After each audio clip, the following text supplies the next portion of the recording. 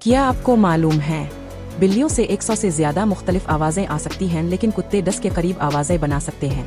बिल्लियों के गिले में नाकाबिल यकीन हद तक लचकदार मुखर, डोरी और पट्टे होते हैं। उनकी मदद से वो 50 मुख्तलिफ लहजे में क्लासिक मोहे से लेकर पर्स, हेस, गर्ल्स, चीरपस और यहाँ तक के टर्लस तक हर तरह के अनोखे शोर पैदा कर सकते हैं।